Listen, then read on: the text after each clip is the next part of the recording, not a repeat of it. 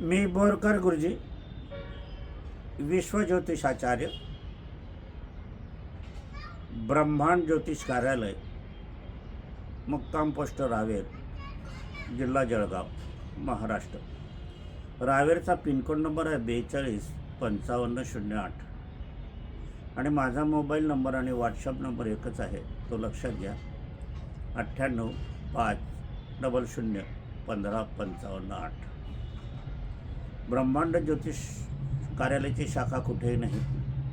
मी स्वतः कार्य करतो, मार्गदर्शन करतो, माझ्यामार्फत कुठेही करत नाही, हे लक्षात घ्यावं. बुधवारी किंवा शनिवारी कार्यालयाला सुट्टी असते, पण मी दौरा नसला तर हजर पण राहतो. प्रत्यक्ष भेट ज्यांना घ्यायची आहे त्यांना मी भेट देतोच. प्रत्यक्ष मुलाखतही आहे. आपण अगोदर मोबाईल करूनच भेटीची वेळ आणि तारीख ठरवून घ्यावी.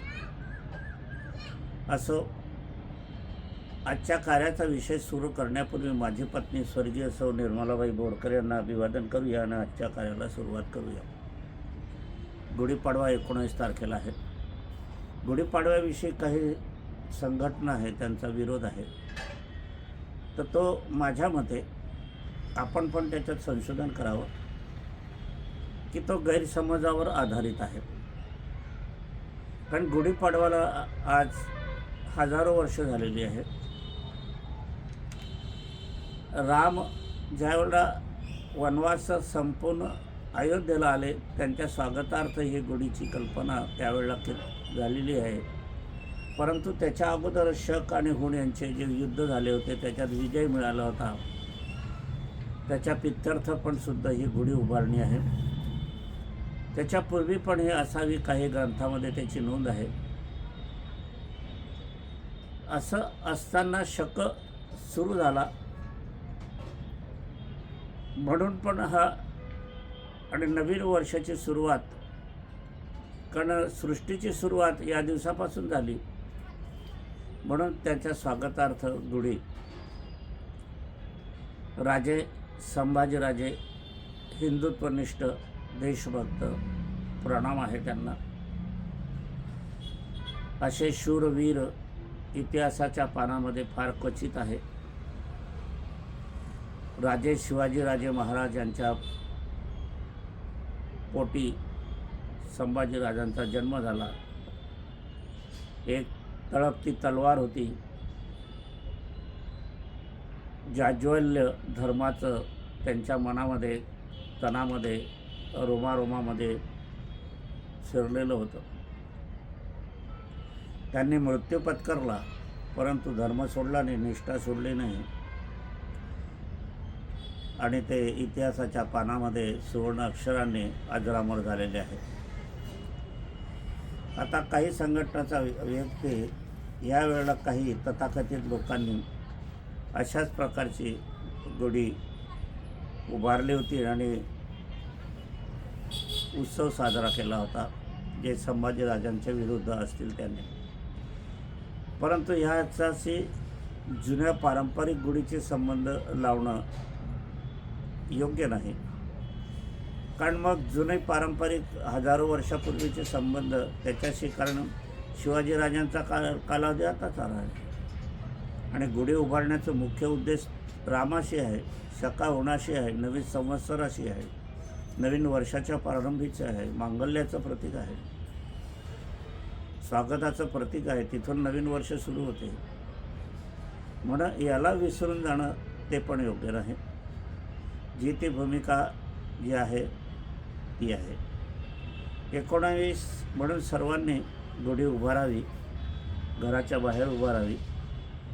गुढी उभारण्यात माझी पत्नी स्वर्गीय सौ निर्मलाबाई बोरकर हे समाजाला ज्ञानांदरूप देत होते, महिला वर्गांना देत होते, गुढी कशी उभारावी हे शिकवत होते.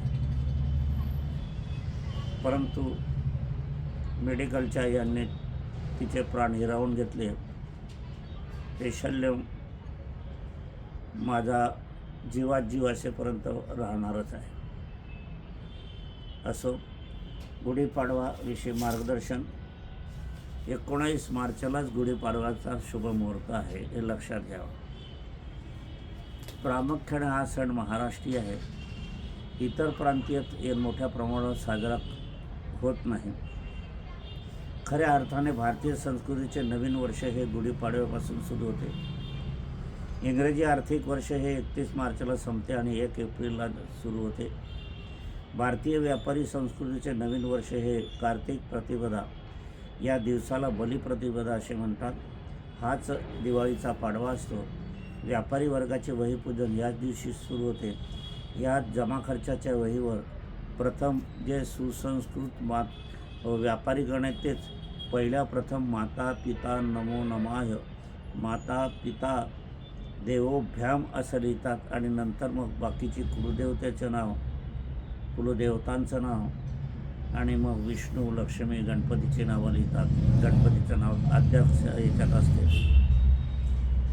असं असताना सरस्वतीचा उल्लेख पण याच्यात केला जातो. वहीच्या प्रथम पृष्ठावर श्री गणेशाचे चित्र जे लेखन केले जाते. भारतीय व्यापारी वर्ग ज्या दिवशी पाडव्यापासून नवीन वर्ष सुरू होते या दिवशी सुनबाईंनी सासू सासरे याचे पूजन अवश्य करावे. हे पूजन हे दिवाळीच्या पाडव्याचं आहे. परंतु गुढीपाडव्याच्या दिवशीसुद्धा घरात जे वयोवृद्ध मंडळी आहे, आई वडील आहे, आजोबा आजी आहे, सासू सासरे आहे, हे जे काही मंडळी आहे यांचं पूजन, यांचे स्नान विधी करून त्यांचं पूजन करून त्यांच्या इच्छा पूर्ण करून तसं वचन घेऊन हा सण, हे व्रत आणि हा नवीन वर्षाचा प्रारंभ सुरू करावा. आणि यांचे पूजन म्हणजे सुनबाईचे पूजन म्हणजे सौभाग्याचे पूजन आहे. याच प्रारंभी वर्षाचे सुखाचे आजोबा आजी पणजोबा पणजी असलेच अतिभाग्य. यांचे पूजन सर्व कुटुंबियांनी करावे. 2 वेळा नवीन वर्षाची सुरुवात. चैत्र शुक्ल पक्षातील प्रतिपदा तिथेच गुढीपाडवा असतो व गुढीपाडवा व दिवाळीचा पाडवा दोघंही वर्षारंभीचे दिवस आहेत. हे भारतीय संस्कृती. दिवाळी पाडवा व्यापारी वर्गासाठी व गुढीपाडवा सर्व भारतीयांसाठी आहे. वर्षारंभीचा दिवस असतो. दिवाळी पाडवा हे विक्रमादित्याने विक्रम संवत याची सुरुवात केली होती ती चैत्रातील प्रतिपदा. हा गुढीपाडवा शालिवाहन राजाने सुरू केलेल्या शालिवाहन शकाची सुरुवात म्हणून गुढीपाडवा साजरा केला जातो. पैठणचे राजे शालिवाहन होते. त्या काळी शक लोक खूप क्रूर होते. त्यांच्यापासून जनतेला खूप त्रास होता. या क्रूर शकांना पराभव केला आणि हा विजय दिवस साजरा गुढीपाडव्याच्या निमित्त होऊ लागला. भारतीय संपूर्ण संस्कृतीत ही निसर्गाची बांधिलकीशी निर्माण केली गेली आहे म्हणून फार उपयुक्त आहे. या चैत्र प्रतिपदा या दिवशी वसंत ऋतूचा प्रारंभ होत असतो आणि वसंत ऋतू सर्व ऋतूंचा राजा मानला जातो. शिरीष ऋतूची अवकाळा जाऊन वसंत ऋतूची बहार या दिवसापासून सुरू होते. तरुण तरुणी विवाहित दाम्पत्याचा प्रणय या ऋतूत वाढत जात असतो. सांसारिक सुखाचे मिलना या वसंत ऋतूची साथ मिळत असते. या पश्चात जी संतती आपणास प्राप्त होते ती अद्वितीय, बुद्धिमान, सुंदर, रूपवान निर्माण होत असते. या दिवसापासून प्रत्येक झाडे झुडपे यांना नवीन पालवी फुटू लागलेली असते. सर्व निसर्ग बहरून गेलेला असतो. आंबे, रामफळ, आवळा, कैरी, लिंबू, खिरणी, संत्री, मोसंबी अशी विविध रुचीपूर्ण फळे या ऋतूत येत असतात. जाईजुई, मोगरा, जाईजुई, चमेली यासारखी सुगंधित फुलं आपणास या ऋतूत मिळतात. या गुढीपाडवे पश्चात रामाचा जन्म, हनुमानाचा जन्म, महावीराचा जन्म, डॉक्टर बाबासाहेब यांचा जन्म, वल्लभाचार्यांचा जन्म, श्रीकृष्णाचा जन्म, वामनाचा जन्म, श्री लक्ष्मीचा जन्म असे थोर मानवांचा या जन्म झालेला या गुढीपाडव्याच्या पश्चात झालेला आहे हे आपण लक्षात घ्यावे. म्हणूनच गुढीपाडव्याच्या दिवशी जे आहे समागम त्याच्यानंतरचं जे ऋतू पलटते त्यावेळेला आपण जर बघितलं तर अशी मुलं ही विद्वान आणि सुसंस्कृत असतात. प्रेम प्रकरणे अनेकाचे उदयास येतात. विलंब विवाह, विलंब सद्धतीचे फळ देखील प्राप्त होत असते. गुढीपाडव्याच्या दिवशीच्या घटना आपण बघणार आहोत. या संपूर्ण सृष्टीची निर्मिती ब्रह्मदेवाने साक्षात हे जग चैत्र मास शुक्ल पक्ष प्रतिपदेश निर्मिती केलेली आहे. असा हा सृष्टीचा वाढदिवस सर्वांनी साजरा करायला हवा. ब्रह्मदेवाने सृष्टी निर्माण केली, पण या सृष्टीचा सांभाळ कोण करेल म्हणून या चैत्र शुल्क प्रतिपदे गुढीपाडव्याच्या दिवशी श्री नारायण म्हणजे श्री विष्णूचा पण जन्म झालेला आहे. हे अनेकांना माहीत नाही, हे माहिती करून घ्यावी. वाली हा दुष्ट होता, त्याचे निर्दालन श्री प्रभू रामचंद्राने ह्याच गुढीपाडव्याच्या दिवशी केलेले आहे. 14 वर्षाचा वनवास भोगून श्री रामचंद्र याच दिवशी अयोध्येत परत आले होते.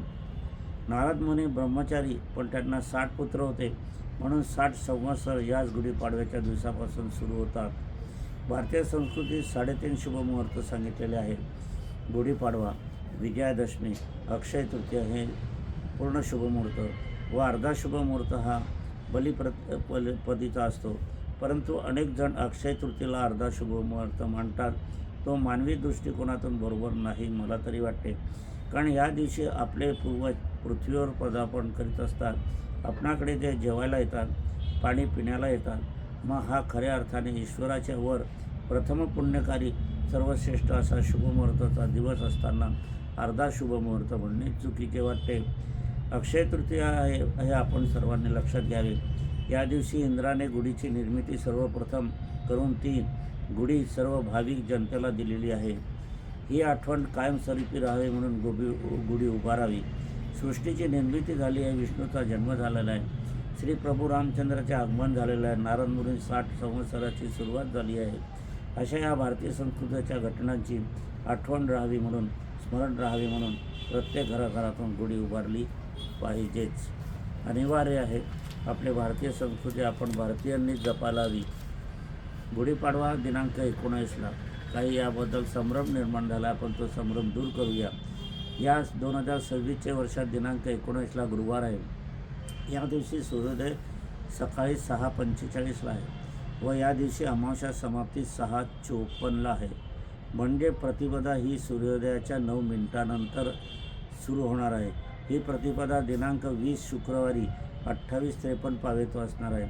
या दिवशी सूर्योदय 6:44ला आहे व प्रतिपदा पहाटे 4:53 पावेतो आहे.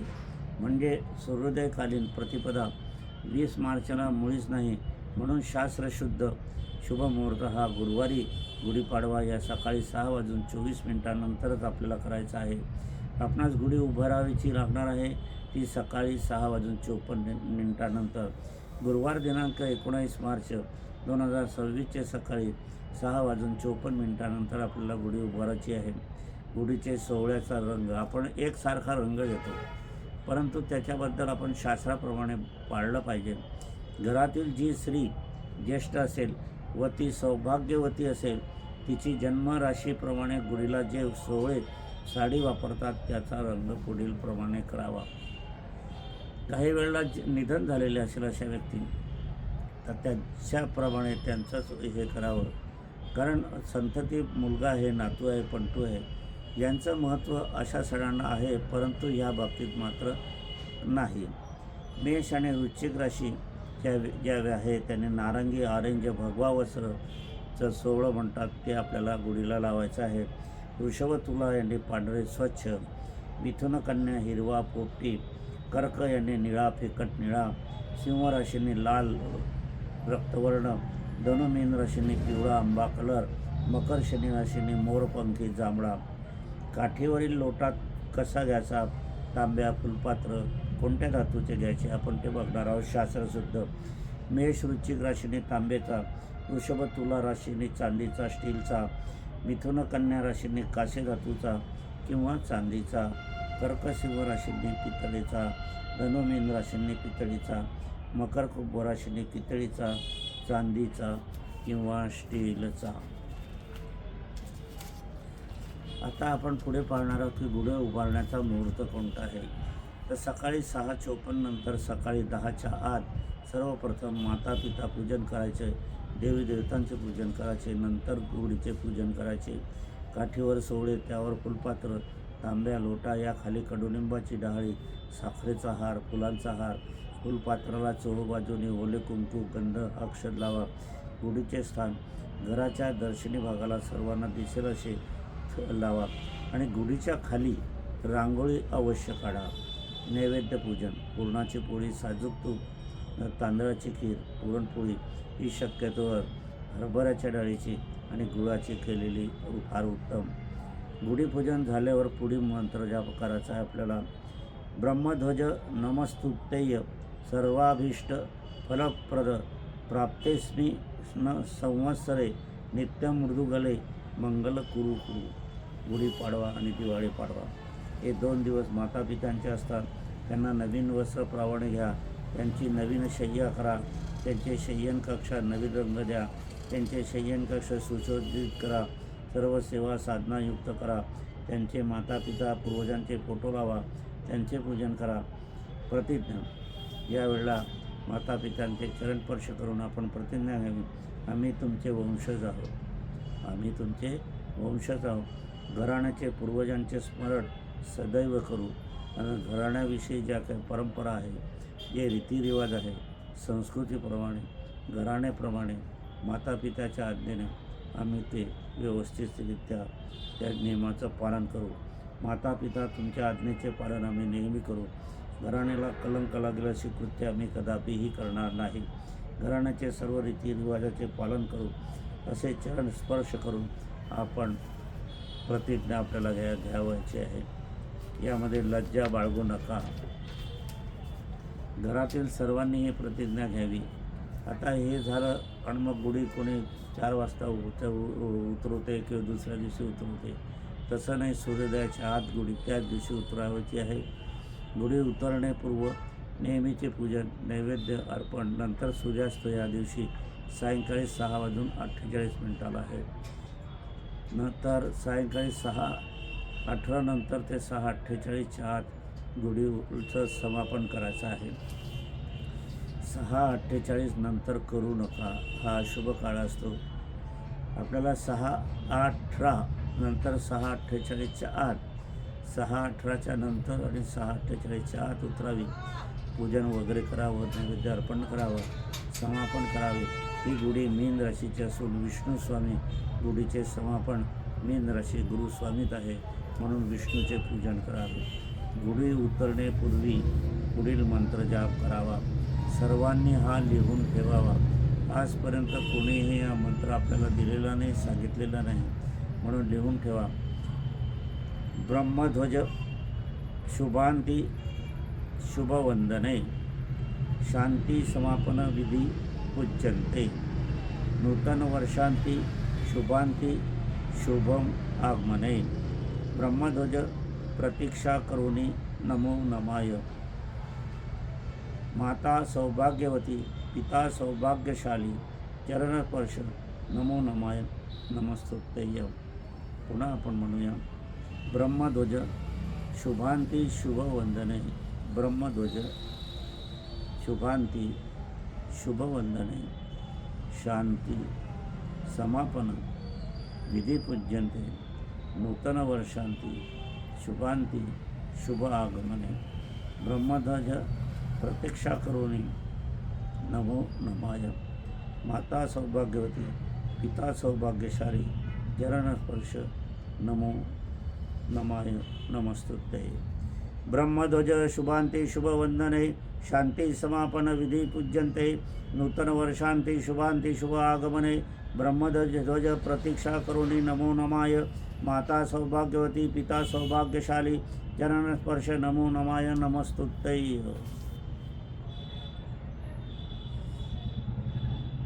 सौभाग्य मरण, सौभाग्यशाली राहणं हे अत्यंत भारतीय संस्कृतीमध्ये पुण्यप्रद मानलेलं आहे आणि सांगितलं गेलेलं आहे. तर याची सुरुवात या गुढीपाडव्यापासून ज्यांना केली नसेल त्यांनी, सुनांना जे सौभाग्य मिळालेलं आहे ते तुमच्या नवऱ्यामुळे नाही, पतीमुळे नाही, त्या पोरामुळे नाही, त्या माणसामुळे नाही. त्यांचे जे उत्पादक आहे, उत्पादक दाते आहे, ज्यांना त्यांनी घडवलं आहे, त्यांच्यात प्राण ओतले आहे, त्यांच्याशी कष्ट केले आहे. 25, 30, 40 वर्षापावतर त्यांचे कष्ट आहे आणि जीवन आयुष्यभोवतर ते कष्ट घेतात आणि सासू सासरे नसते तर आपल्याला सौभाग्य प्राप्त झालेच नसते, हे सुनाने लक्षात घ्यायचं आहे. आणि हे शब्द विसरले तुम्ही तर कपाळाला टिकली आहे, गळ्यात मंगळसूत्र आहे, पण सौभाग्यशाली तुम्ही मुळीच नाही. आणि सौभाग्य दात्यांना तुम्ही विसरलेले आहे. एखाद्या शाळेची इमारत उभारली जाते, तिथे नाव कोरलं जाते, पुलावर नाव कोरलं जाते.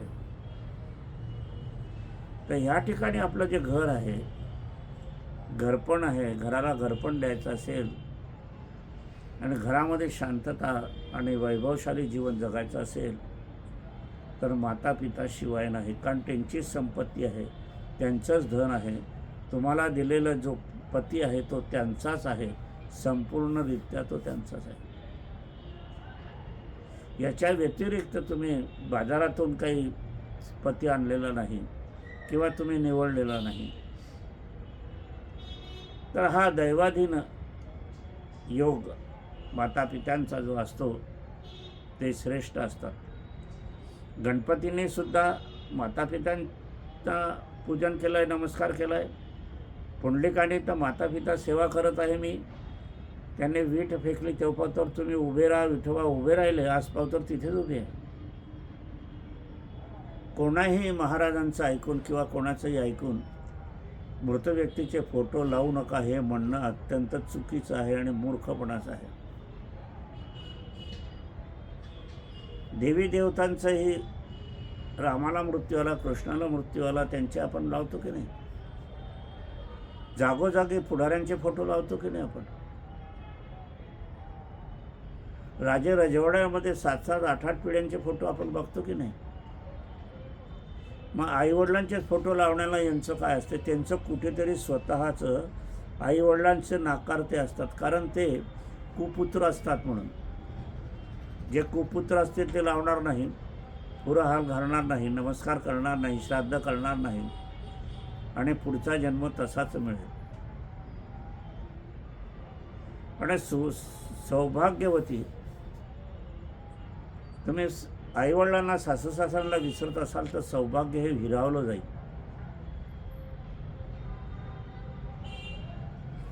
म्हणून या ठिकाणी आपल्याला पूजन करायचं असेल तर माता पिता सासू सासऱ्याशिवाय नाही, त्यांनी दिलेलं आहे. असो सौभाग्यशाली त्यांच्यामुळे झालेलं आहे, आपण हे लक्षात घ्यावं. असो पुष्कळशे लोक आहे ते सासू सासऱ्यांना सन्मान देतात, माता पित्यांना सन्मान देतात, परंतु ह्या घटना आता कमी व्हायला लागलेल्या आहे. याच्यावरूनच दिसतं की वृद्धाश्रम ज्या वेळेला वाढत आहे त्यावेळेला माता पिता नकोसे झालेले आहे.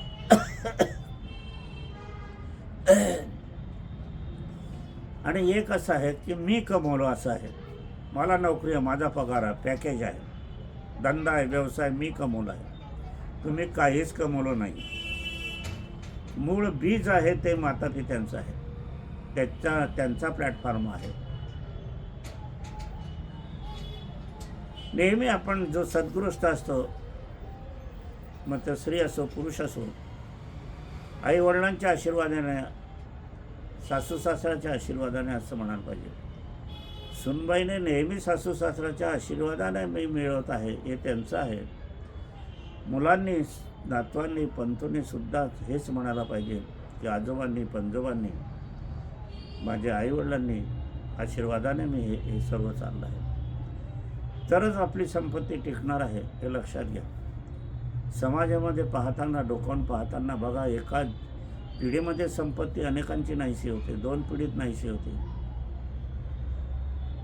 ज्या ठिकाणी तुम्ही मालक होता त्या ठिकाणी नोकर बनण्याची पाळी काय येते हे लक्षात घ्यायला पाहिजे आपण. याचं मुख्य गम्य हेच आहे.